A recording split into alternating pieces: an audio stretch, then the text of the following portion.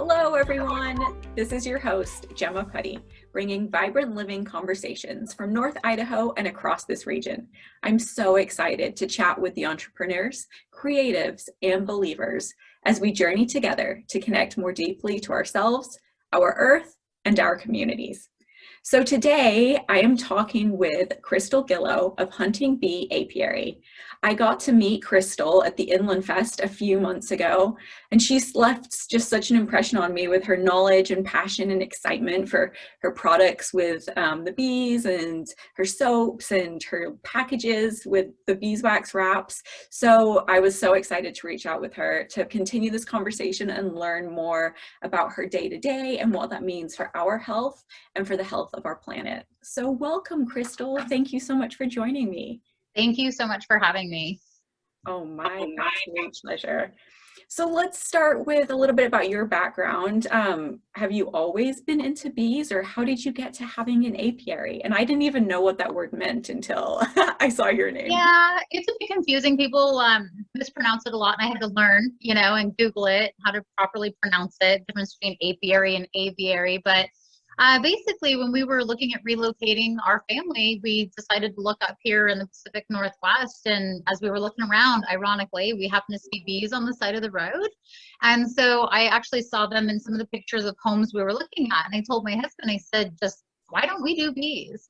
And then he went ahead and said yes. And then what ended up happening was I came up with a really creative name, which is Hunting Bee. And the reason for that is because we want to pay homage for the food that we end up eating. And so for us, hunting is a way of life and to provide for our family for natural food, living off the land. And then it was important, because the bees hunt for their food as well. So I wanted to come up with a good, clever business name. And then that kind of explains it.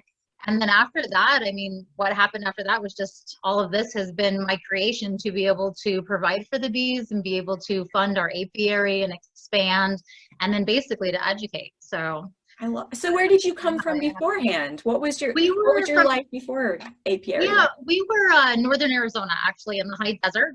And so we lived in northern Arizona most of our lives, born and raised there. And then we just always wanted a better quality of life because it took us so long to be able to get up to the woods and everything. And so we had a great opportunity to relocate and raise our children up here in the woods. And that has been just amazing.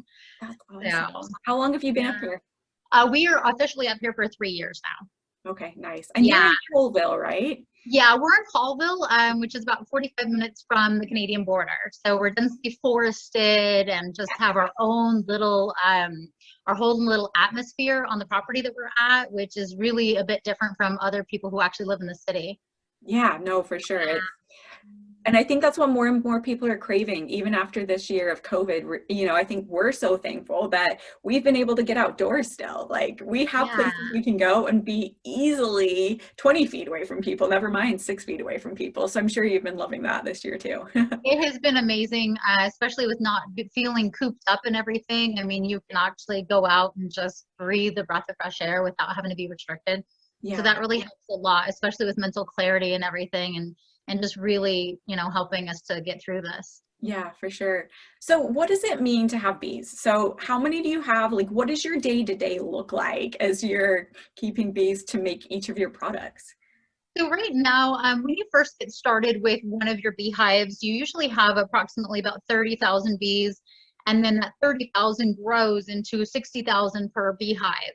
And so usually that's your average, is you have 1 or 2 beehives to get started with. That's what I started off with when I first got started. I then now have evolved. I have actually 15 beehives this year. I've been rescuing honeybees locally from Chuila, the neighboring city. Okay. And places like that, people call me when they have wild honeybees in their trees, and I'll come get them. Or if they're inside their home and I'm able to do it successfully, I can actually get the honeybees and relocate them onto my property. So right now I'm kind of rescuing bees and then raising them and basically splitting my own so that I can have nice Pacific Northwest overwintered honeybees that'll actually survive the elements up here. I have so many questions. So Yeah. first of all, how did you even learn? Like, is this something where you like go to a class or get a book out or just start Googling? Yeah, so ironically, I went ahead and I found a online class, which was free, and it's based out of Seattle. And so I took a 92-day online course, and they email you everything. So I did it in the winter of 17, and then in the spring of 18, I picked up my honeybees, 2 of them, and then I installed them myself. And then from there, it just has kind of spiraled. And every day I'm constantly learning. I'm on a ton of different forums and Facebook groups for beekeeping. There's a really good one called Women in Beekeeping on Facebook, and that's been super helpful. But right now, I actually am going to start my class this month. I'm going to go on my apprentice level. So I'm going to try to get my 2nd level of beekeeping after, this is my 4th year that we're coming up on now for beekeeping. And so I'm going to try to get my apprenticeship, but it's just a lot of learning, you know, textbook, magazines, Googling everything. Yeah. And then once I find something that's successful to overwinter my bees, then I just try to duplicate everything that I can so that I'm successful in keeping them alive another year and another year. Yeah. So Yeah. I mean, you mentioned saving bees, but what is the nature of them? And like, do they like to find a home? And once they get to your property, it's like a cat that's like, oh, cool, I found food and a warm place to shelter. Like, I'll stay here for a while. Like, what is that? How does that Yeah, work? so with honeybees, the fact that they end up going from one colony and they split off and turn into 2 colonies and they go elsewhere, that's a sign of a healthy colony. You want to see that happen. It's called swarming. And when they do that, they create a whole entire new queen that's on your property, and they take the old queen with them. And so the whole premise of that is for them to go ahead and thrive and to multiply and become more and more. And so whenever we see that, it's a good thing. Specifically, my whole point is to basically just go ahead and try to catch them so that they don't end up leaving my property. If they do leave, then they'll end up being feral. And at that point, because of the weather conditions out here, they don't have a high chance of survival out in the wild anymore. Okay. So my goal is to basically try to catch my bees or other people's bees after they've swarmed, and then you keep them on your property, and they end up loving it because you're creating a nice environment for them. We try to mimic everything that's the same in the wild, like having a nice cozy wooden home. And then we also try to feed them and take care of them, because right now with all the pesticides being used, they have a harder time of survival. Okay. So we try to go ahead and educate people so that it can help our bees survive. I see. Wow. So overwintering, you've mentioned a few times, and then feeding your bees. So what do those two, does that mean exactly? So right now, when you first get your honeybees, typically they start off with not having any honeycomb built whatsoever. So it's very important as a beekeeper to feed your bees sugar and water. And it sounds not like a good idea because a lot of people don't want to feed their bees cane sugar. But it turns out with all the scientific benefits, cane sugar actually has a really good, it's healthy for their guts. And then also the honeybees will take sugar syrup, which is sugar and water. It's the purest natural form, and they actually create beeswax with it. So that gets the bees to actually be able to create beeswax on the frames to get them started when you first start beekeeping. From there, they'll go into the springtime, and then when everything's in bloom, they'll go ahead and start filling it up with pollen and nectar and all those cells. And then they start capping all the nectar. And once it's at the perfect moisture content level, the honeybees will go ahead and cap it, and that's their honey.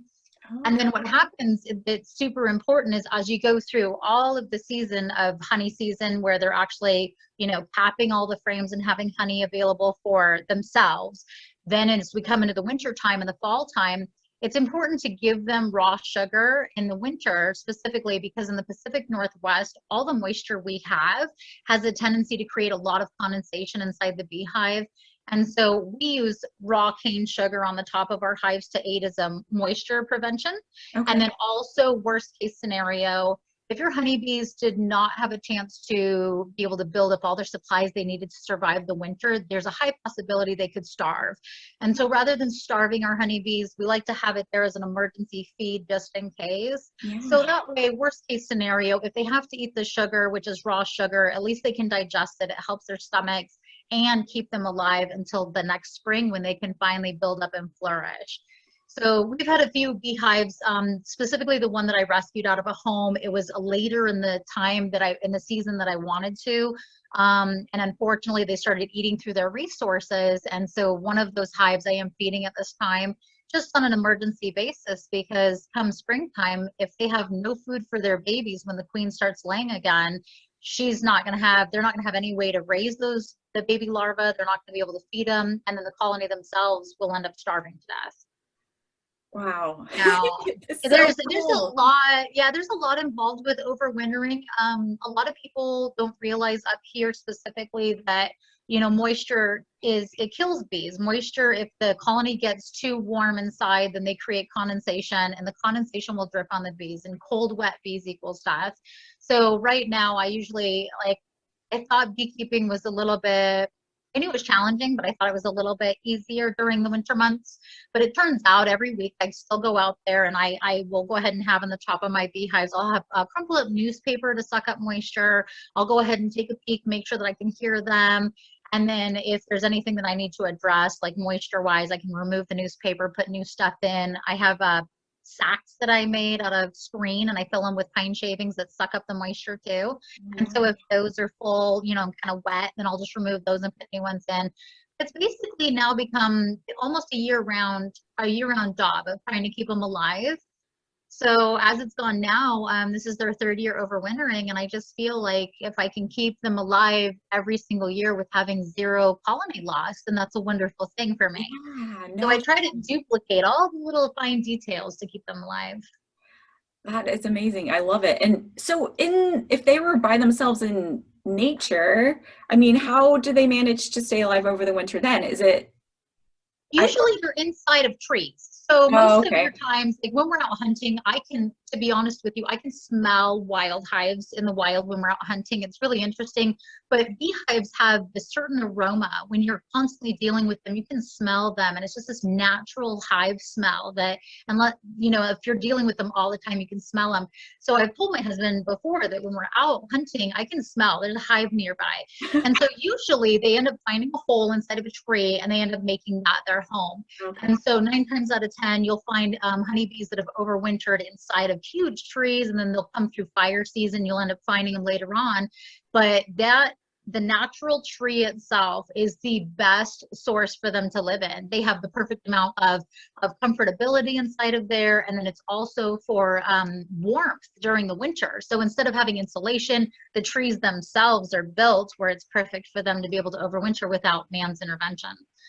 I see. So there is a thing though, hypothetical, if they were to swarm like on our property, they've done before, if they go up high in a tree, like say 100 feet in the tree, and they relocate themselves there and they start building wild honeycomb, those are the instances where you'll see that they don't have a survival up here because it's just too cold and wet. So they need an actual structure to live in. I see. Okay. Yeah. And I know bees, like in general, I've heard that they are struggling to survive, or they're being threatened by just our changing world. And I don't really fully understand that. Do you know that a little more? Can you explain that? I didn't before. A few years ago, whenever I first got started, I've been doing a lot of research. But there's a certain type of parasite that's affecting the honeybees now, and it's called the Varroa Destructor. And so the Varroa Destructor, they believe, has a huge bearing onto honeybees and why they're not surviving. The Varroa came over in the 80s into the United States, and what happens is they used to think that this little tiny mite, it would go ahead and feed on the honeybee, and they thought it was sucking out the honeybee's blood and making the honeybees sick. And so they would start noticing just vanishing colonies, and they were all dying around the world. Well, it turns out that the Varroa Destructor actually goes ahead and sucks, it latches on the sides of honeybees underneath, and it goes ahead and sucks their fat out of their body. And so with the Varroa Destructor, they suck the honeybees fat and they become skinny. So the bees end up getting skinny, and then they end up not being able to fight off different viruses that the mites end up giving them. And so one of them is called the deformed wing virus. So the mite themselves, they can only reproduce inside of a honeybee colony. So hypothetically, a colony has mites, and then they'll go ahead and they go flower to flower to flower, and then other bees come in. Well, the mite will fall off onto a flower. Another whole entire bee will come by and pollinate that flower, and the mite latches onto the bee and goes to that beehive. Well, from there, the female Varroa can actually go ahead and inside the cells she goes ahead and hides and starts feeding on baby larvae, and then she starts reproducing. So she can create males and then start having more and more Varroa inside of the beehive. Oh. So with that, that's been one of the biggest things that beekeepers face right now, besides moisture issues up here, is their colony losses due to Varroa mites. So we have found over the last few years, there was a company called Formic Pro. They're supposed to be FDA approved for use. It is the only type of miticide that goes inside the honeybee cell that can actually kill. It's like a fumigator. So you put a pad on and it fumigates inside of the hive itself. You can't have them on with honey supers. But what happens is it'll kill the mites inside of the cells, and that allows them to not reproduce. And then that can kind of stop it and slow it in its tracks. Okay. So that's one of them. And then another one that we use that's actually what we like is a lot easier on the bees that the mites have not become adapted to is what's called oxalic acid. So I don't know if you're familiar, but rhubarb and other types of plants, they actually create all natural oxalic acid. Okay. So if you take like a rhubarb plant and you were to break it up and tear apart the leaves will actually emit natural oxalic acid. Oh. So some people claim you can take rhubarb and put it in your beehives, but the oxalic acid concentration is not strong enough to kill the mites that I tried one year. I see. What we do is we use what's called vaporization. And so the oxalic acid heats up really nice and quick. And then within 30 seconds, it just goes ahead and goes throughout the beehive. And then it disperses and it's done. The mites will end up falling off of the honeybees. And then that gives them a chance to have a survival. Interesting. So those are, yeah.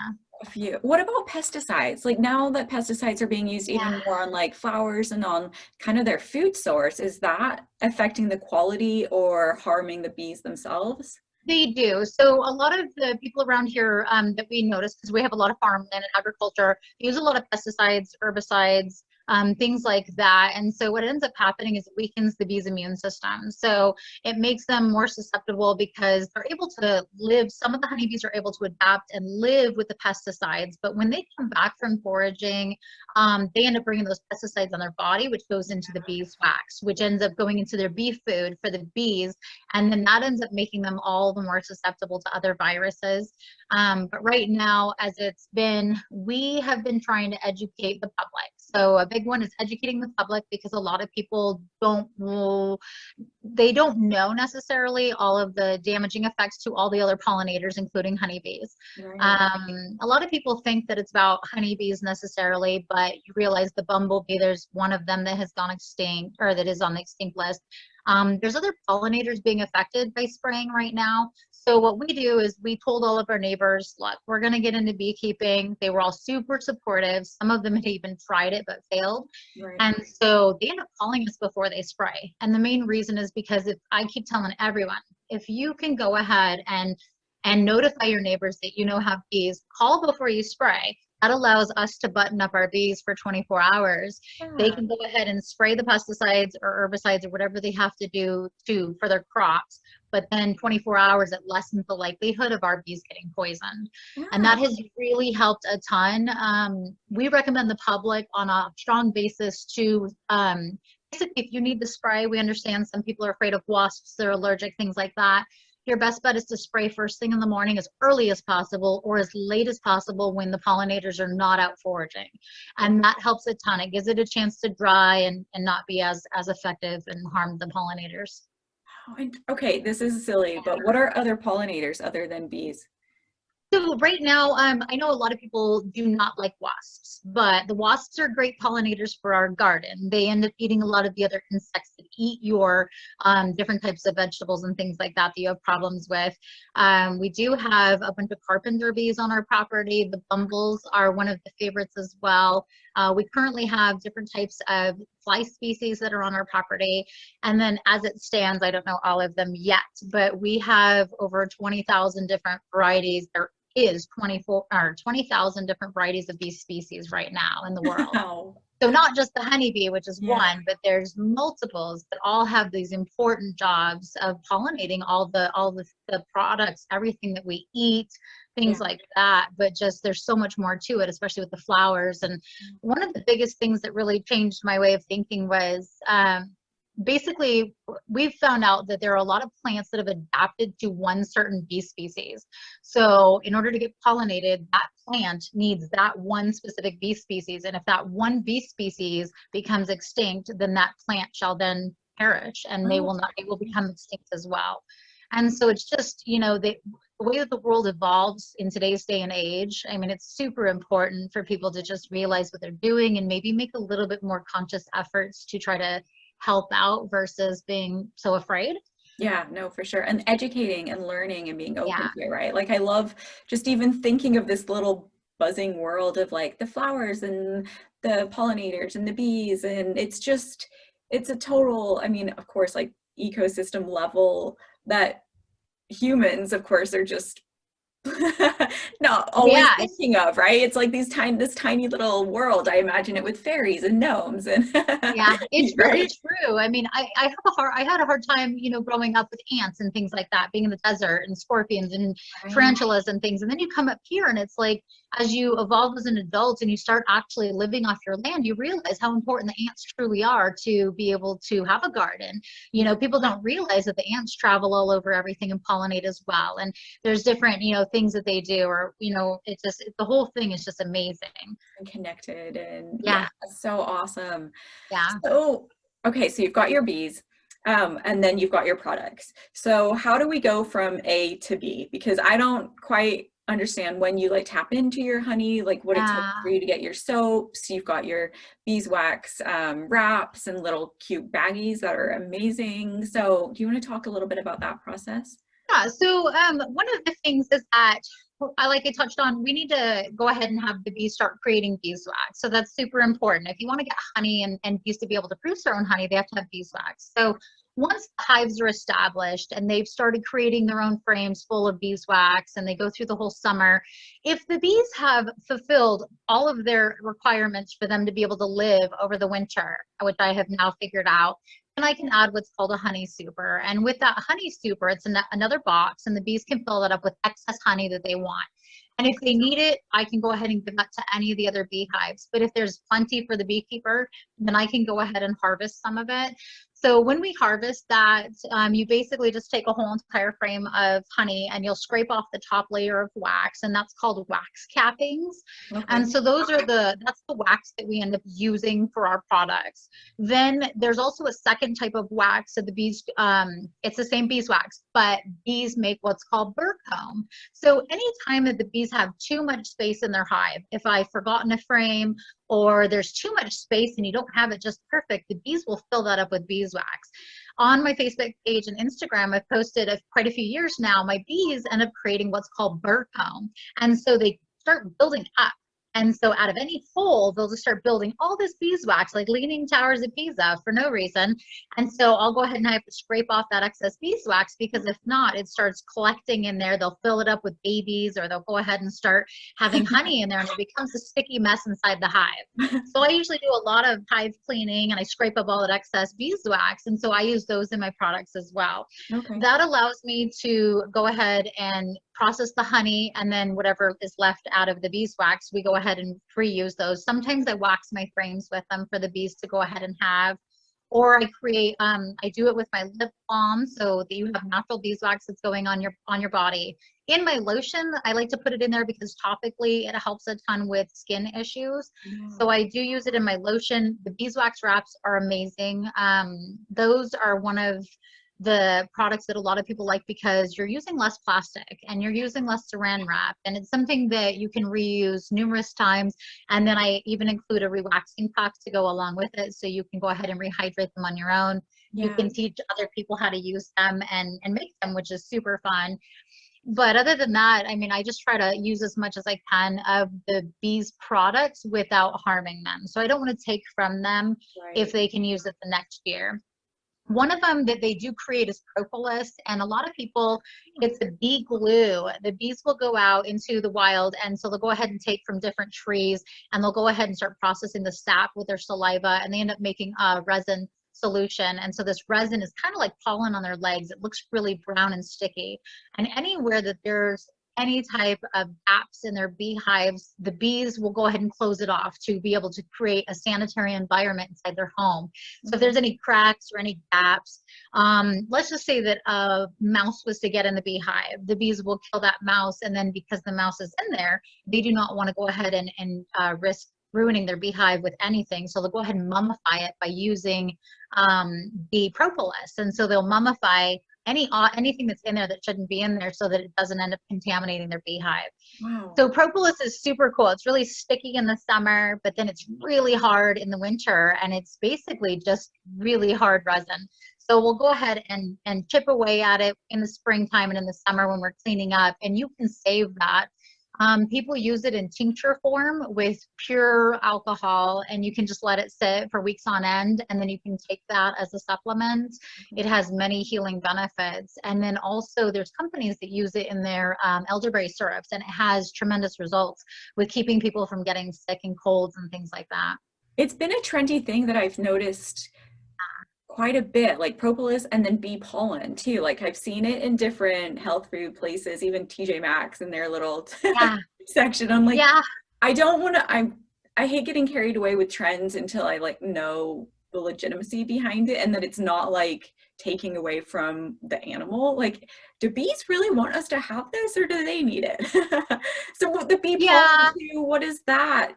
Can you get that? And unfortunately, I would like, you know, I don't prefer to take the bee pollen. So I do let people know, and my customers know, that we do not harvest bee pollen because we are a small apiary. If we were commercial and we had thousands of hives, which we totally support all beekeepers, we recommend to all of our commercial beekeepers because they have that capability. But for us, with our small geographical location, the bees need all the pollen that they can get. They go ahead and pack it into their cells, and they make bee bread out of it, which is super strong, and they feed it to their young, and they're able to feed it to the queen and keep her alive and things like that. So for us, it's just super important not to harvest the bee pollen. So I do keep little bits that I find on the tray. I'll take tweezers and keep them for educational purposes. I have had other times where the wax that I've harvested will have some pollen in it, and I just feed it back to the bees. So I let them take whatever they can get, and then if it's left, then we just use it for education right now. But they do actually need it really, really like up here a lot, so I just don't harvest it. I see. Interesting. And then you said processing the honey. What does that mean, and what does it take? And first of all, every time you go see your bees, are you like decked out in like a crazy awesome suit like I've seen in the movies or whatever? I do occasionally. So the hat that you can see behind me, that one is one of my favorite hats. So I wanted to show you that. So I hung it up there. That's awesome. But basically it just covers me, and it comes underneath my armpits. I usually wear this short or another shirt. But my girls are super gentle, and I think that's part of the reason why I am so addicted to saving the bees, because my girls, they know me, they love me. Honeybees can pixelate, and all, you know, insects can pixelate your face. And so my bees can actually recognize that I'm their caretaker. And so with that, I usually don't have to suit up. So I do get stung occasionally here and there, and I've built up a complete, you know, a tolerance to it. I don't have any reactions anymore whenever I get stung, which is great. But during the springtime, this summer, my girls are super gentle. During the winter, it's during the fall, that's the one time that I do have to suit up completely. And the main reason is because they're hitting the dearth when everything is totally done blooming and there's not a lot of food, and they're getting hungry and they're getting ready for winter. And so they're starting to prep up in the fall, because here my spring starts in May. That's when you see the flowers starting to bloom and they have food. And then my fall hits really hard at the end of September. And so during about that time's when I suit up a lot. Gotcha. This year, it ended up hitting at the end of August. I noticed it was 2 weeks early.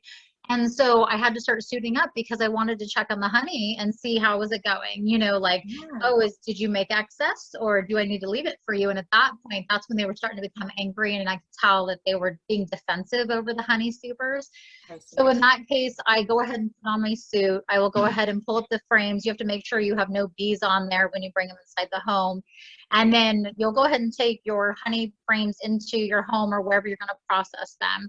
We actually have a shop set up. And so in there, you go ahead and take your frame And we do it old style. We don't have a lot of machinery. So I have an unpacking tool that I post videos on that I can uncap it. And that's the excess honey that I keep. I mean, the beeswax. There's a little bit of honey in there. And then from there, we put our frames into an extractor. And we were able to borrow our friend's electric extractor. It holds 4 frames. And so we put 4 frames inside and it spins out the honey. Oh, interesting. Now, from there, you would go ahead and just put the honey into whatever containers you want. You can filter it if you want. We only filter ours one time because we want to make sure there's not a lot of beeswax in there for the customers. Okay. And also with less filtering, it allows for there to be pollen for the customers to have inside their honey. So that's a good benefit. So we only filter the one time. Other than that, we just go ahead and jar them, and I can label them whenever and just go from there for processing purposes. Otherwise, our darts just sit around. One of the critical things is you do not want to heat up your honey whatsoever because it kills all of the good properties with honey. So it's very important that you do not heat it up. If your room is cold, sometimes, the weather's so different up here, you would just basically put a blanket, like heat blanket around your extractor, and that would allow it to keep it warm so the honey can come off of the metal, but that's it. It doesn't actually heat up the honey. Okay. Yeah, so that's one of the methods. A lot of times where you can get a lot of beeswax is what's called a crush and strain method, where you actually take the whole entire frame and you remove all the beeswax off of the frame, and then you crush your honey out of the beeswax, and you have to let it sit there and it just drizzles all out. And then you're left with a ton more beeswax. But the problem I have that I don't prefer is that it takes away from the bees. Then I have to start over. The bees don't have as much beeswax. So with using an extractor, it slings out all the honey, and then you have a whole entire frame full of beeswax that the bees can just refill up as needed. So what's nice is when we harvested this year, I put those frames back in, and then the bees filled them right back up, which was their own honey, and then they capped it, and then they're eating on that right now through the winter. It's just such a cool process. So I've seen different kinds of honey out there, right? There's, I don't know, wildflower, buckwheat. So what is, like, how would you get, and I don't think you have that specifically, but like, where would that come from? Like, are those bees specifically eating buckwheat? Right. Flour? Is that right? It's true. Some of it is true. There's a couple commercial beekeepers I have talked to, and what happens is, specifically I've heard of, is called fireweed honey. And there's certain types of fireweed on the West Coast, and they literally take their bees to the fireweed areas where their bees can forage and get pure fireweed nectar and convert that into fireweed honey, which is supposed to be amazing. Okay. So it's called chasing the fireweed. A lot of commercial beekeepers around down south, they will travel to the West Coast and they go out for the blackberries, and that's how they can label their honey blackberry, because they're literally taking them all up there to pollinate all the blackberries, all the blueberries, things like that. You can infuse your honey with different types of herbs and things like that. I haven't specifically figured any of it out to be able to claim any flavors. Right. But I did notice that the first year we were here, I asked Front Porch, what's so different about my honey? Because they have honeybees. A beekeeper puts his bees there.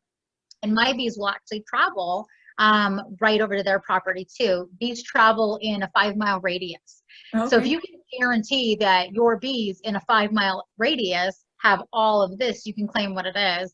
And so one year my honey was really, really light. And so they thought maybe it might be clover because there's quite a bit around. We had planted our whole entire property full of clover.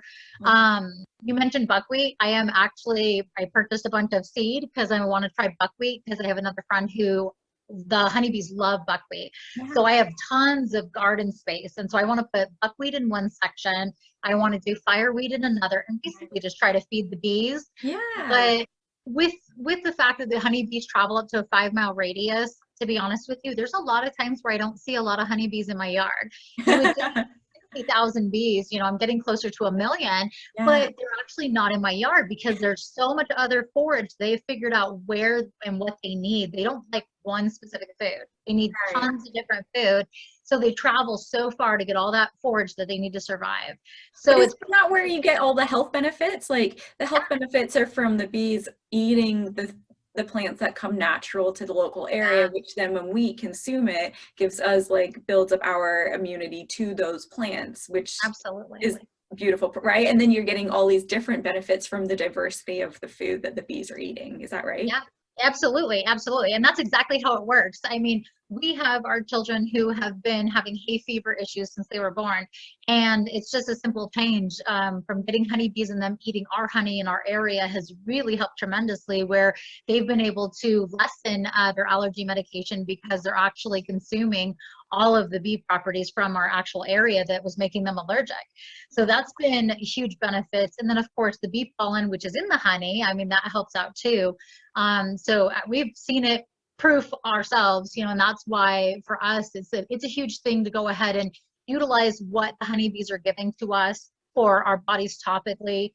We have skin issues and eczema. And so for us with food sensitivities, the beeswax has been just a huge aid in helping our skin issues. And then the honey has helped with our allergies.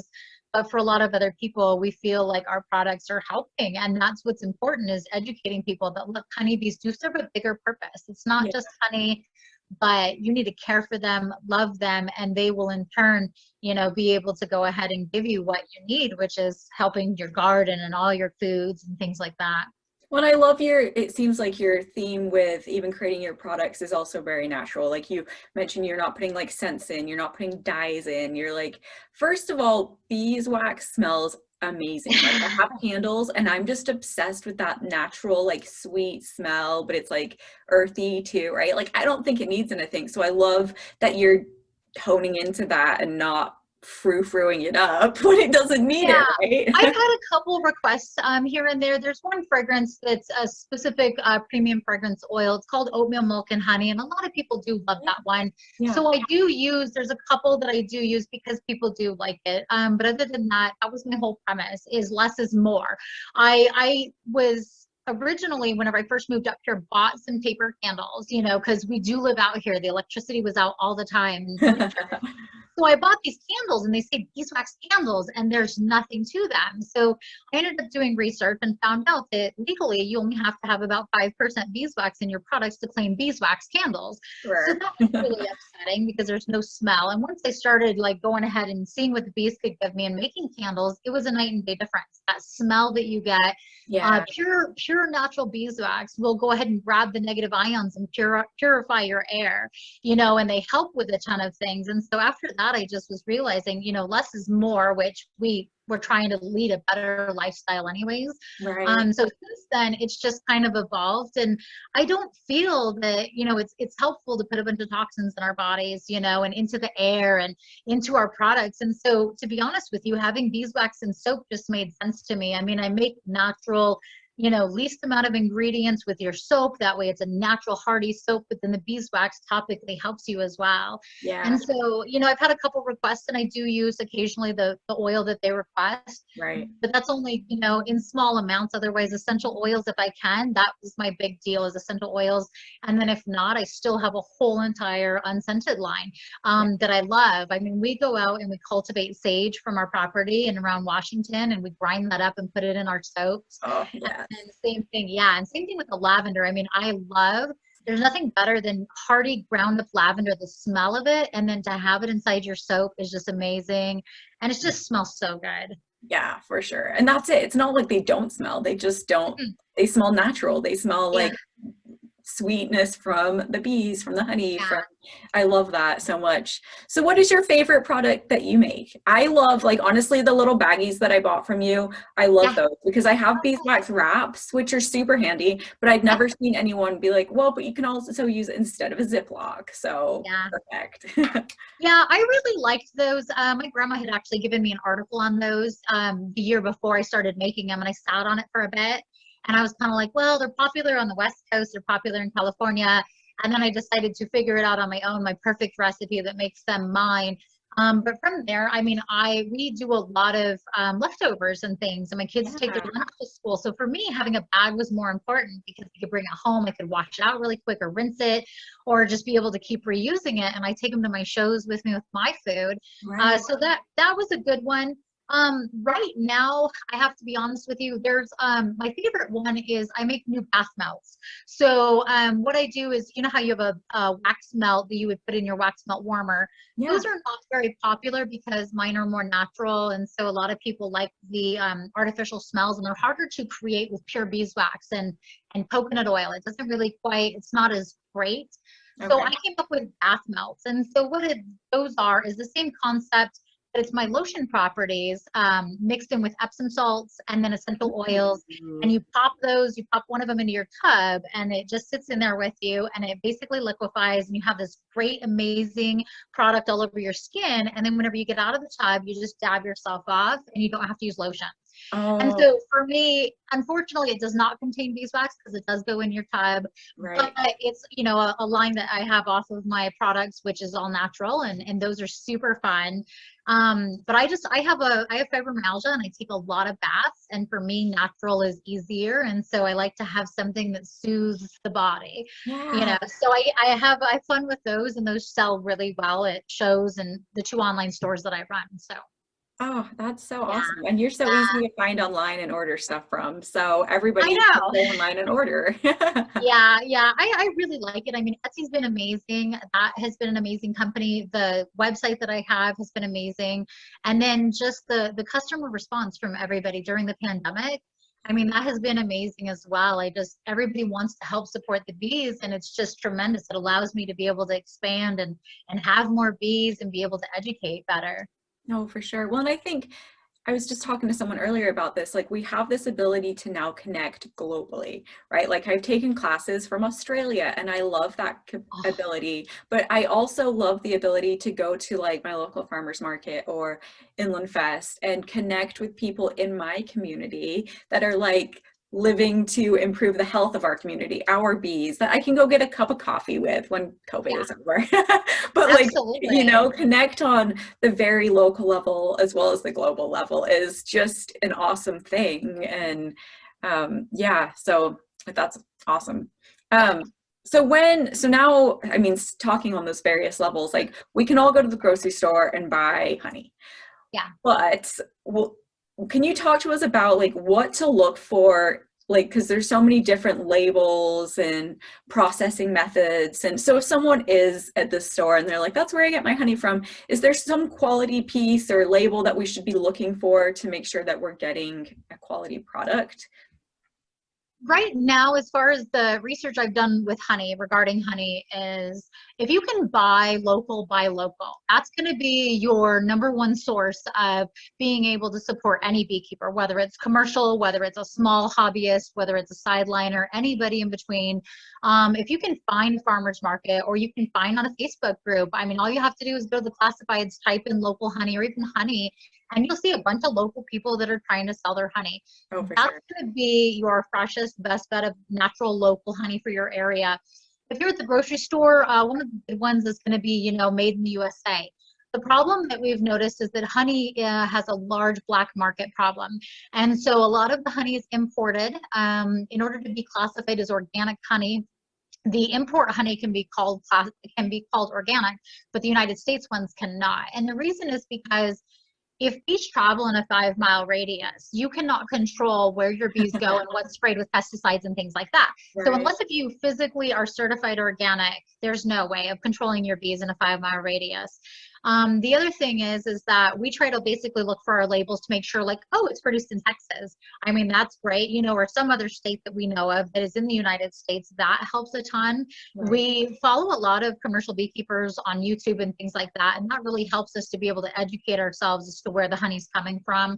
And same with the Canadians. There's a really good company up there that has commercial, and they specifically are honey producers. And so Okay. for us, it's been a real eye opener, but you just really want to check your labels for where it's coming from, really. And don't believe necessarily in the hype of organic. There was a study done where tons of people submitted all of their honey samples, and it turns out that 45% of them failed because they were all cross-contaminated with something else.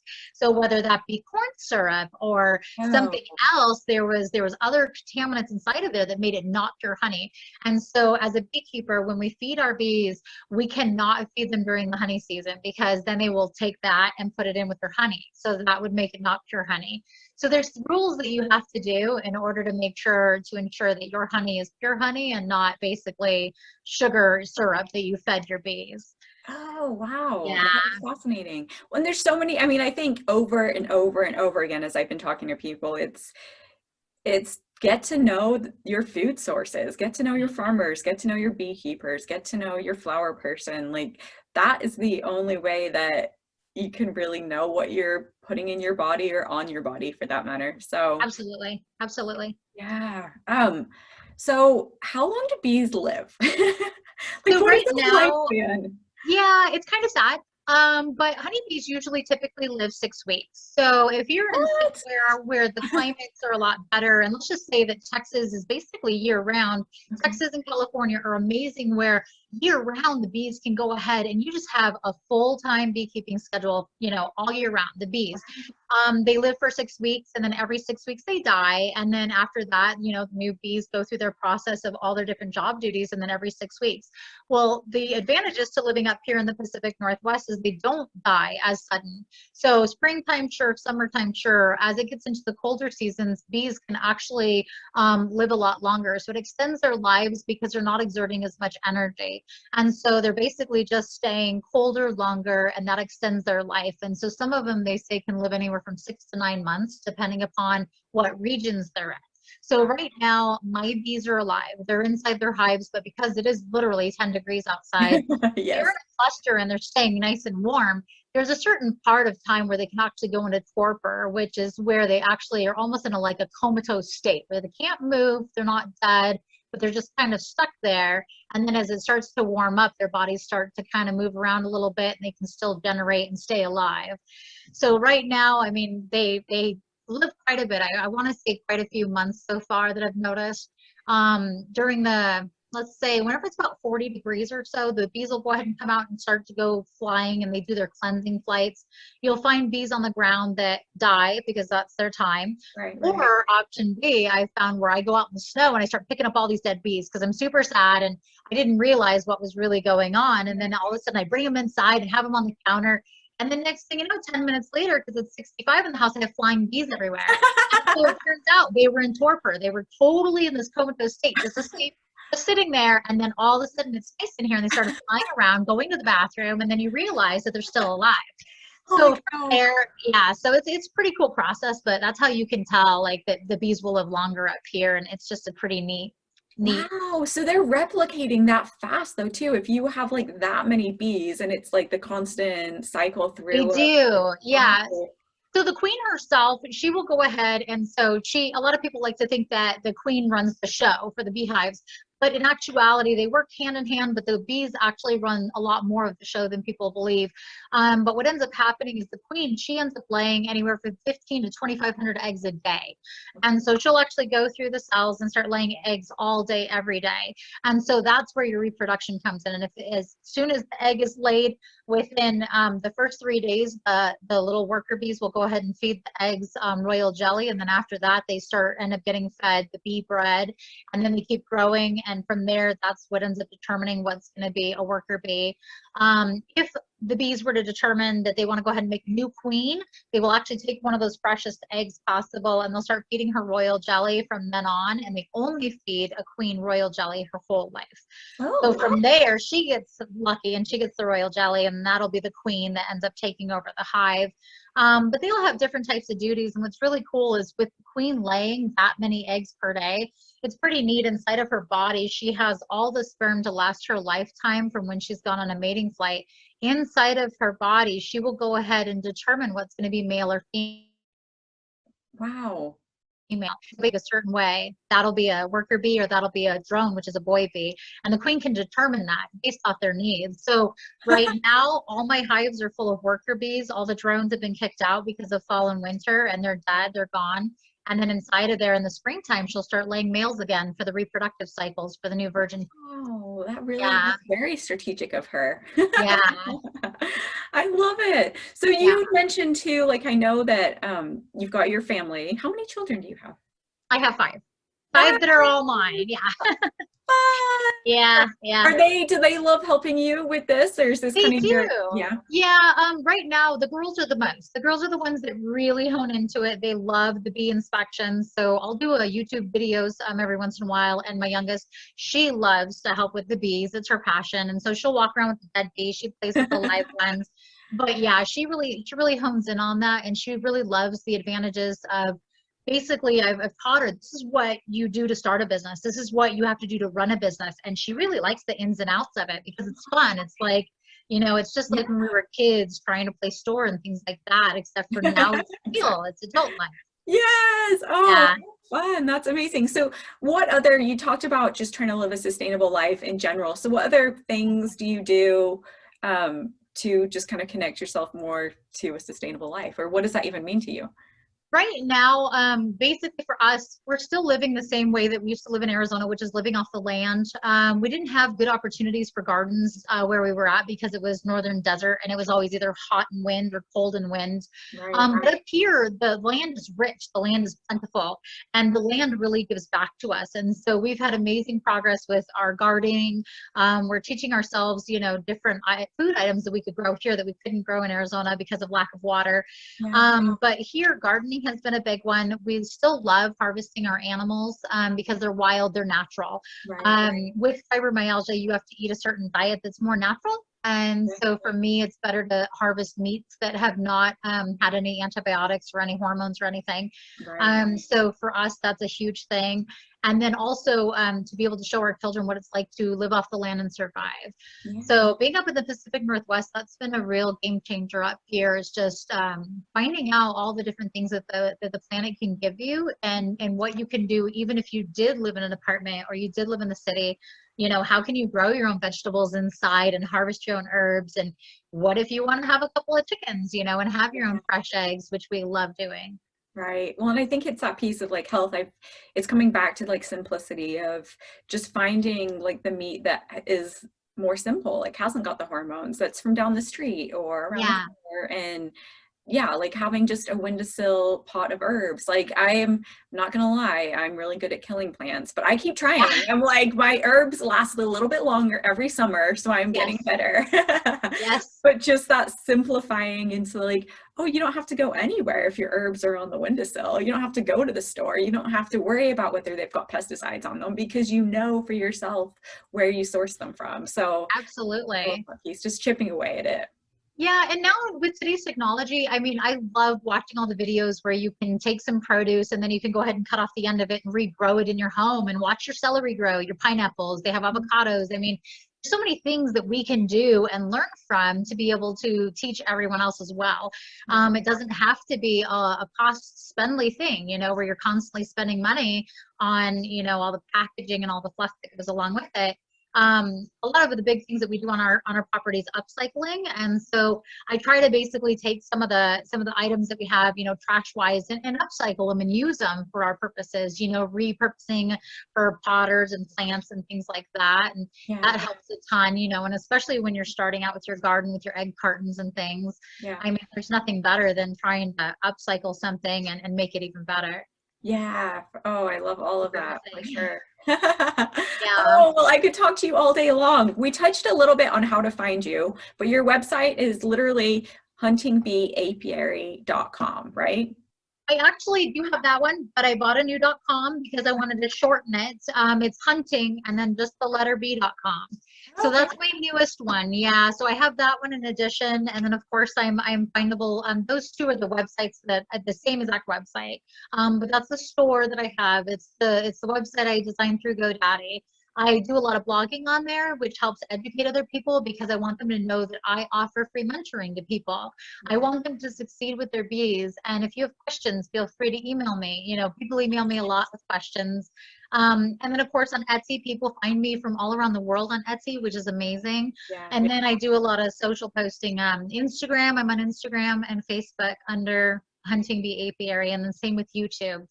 Perfect. So yeah, I do have a YouTube channel that I post all my videos on. So I do a lot of my inspections where you can actually see what my property looks like. What do my hives look like? And how do I do this in the forest? I mean, that's something that a lot of people don't understand, is that we're densely forested. Yeah. No, that's awesome to actually visually see it too. Like what is the actual process of it, and seeing the bees. I'll have to check that out, your YouTube. It's a lot of fun. Yeah, they're a bit long and I'm a bit long-winded. I like to talk a lot, so it's actually been perfect. So I think that's good for passing along information, and I'm sure as you're learning and evolving, like it's so good to then turn around and teach it, right? It like solidifies it in your own mind. Yeah, one of the things I wanted to let you know is that for education purposes with teaching and everything, you know, I'm not going to be around forever. The beekeepers are not going to be around forever. And it's really important to me that I educate the children. I want the children, it's their future. They're the future of mankind. And it's like I really want them to be educated so they understand how to care for the world for everyone else.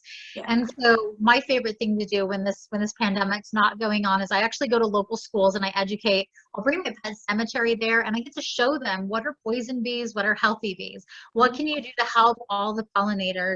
And that has been a tremendous success, but I just love sharing with the children because it's so important for them to understand.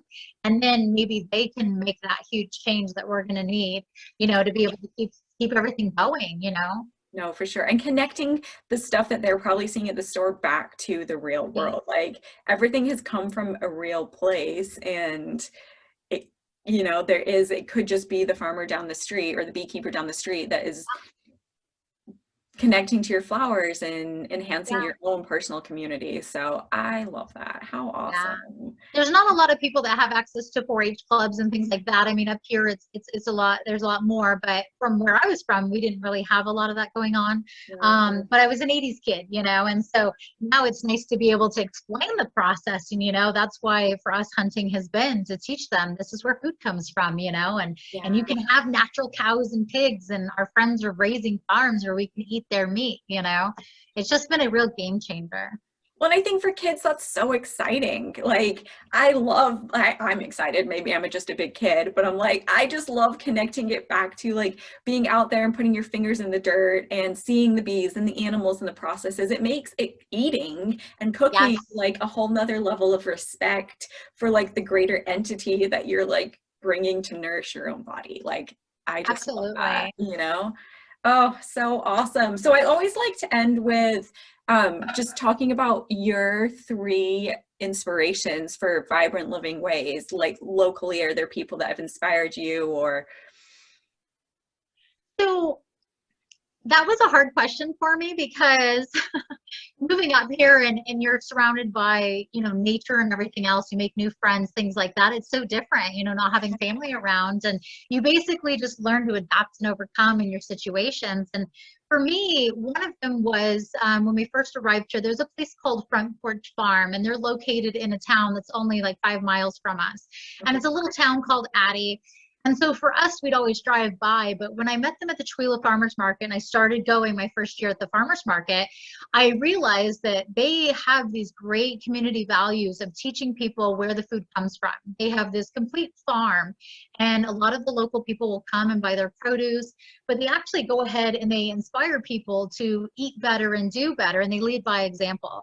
So for me, them showing the community what it is to run a successful farm, to be an amazing family and be supportive and having, you know, new friendships, that was a big one for that company. I really support them.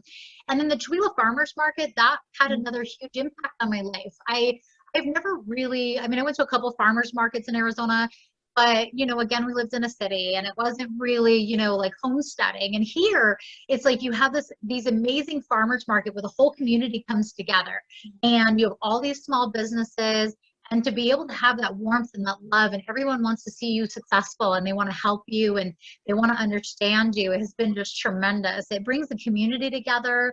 All of our community from Colville and from Chewela and Kettle Falls, everywhere has been just amazing. I mean, you go to each and every city and you meet all these phenomenal people that just are also like-minded. They all just want to help each other out and basically live in this wonderful world. And so those 2 have been really tremendous for me and molding my future. And then also the main one that's really not even the person is the bees themselves. I mean, for me to have all these wonderful little, you know, insects looking up at me and they're telling me what they need, you know, their behaviors, their demeanors. I mean, to me, I feel like I definitely love them, but I feel personality, you know, and you just seek them. And if you actually sit and watch and you watch any of them, any kind of type of insects or animals, you can see them telling you what's going on and how to help them and make them better. And it really just has been a tremendous eye opener for me to be able to convey it to the public and to be able to help people change to be better. You know, how to respect insects and how to respect honeybees and care for them and love them because they're trying to love us. They're trying to show us this is the change you need to make in order to make, you know, lives better. And for me, it's just been, I mean, it makes me teary because it's changed my life for the Yeah. better. And I just really love them all. And they're all different. They're all unique. Yeah. So I don't have any favorites, but it's like, that's where my passion comes from, is just really caring for them to be able to make this better for us. Oh, you're awesome. That's so awesome. It's so fun.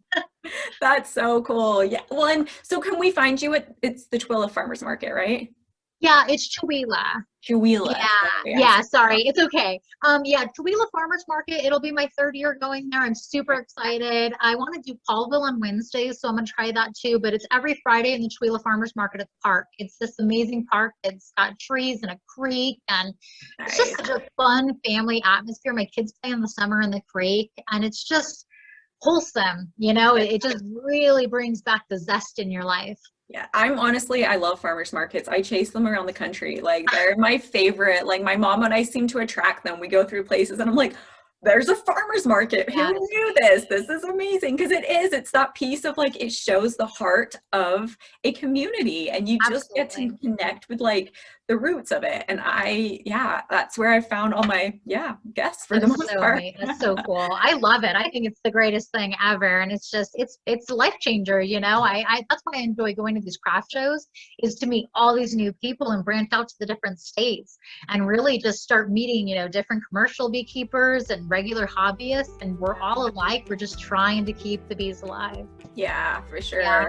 Oh, I think that's such a good note to end on. Well, did you have anything that I missed that you wanted to touch on?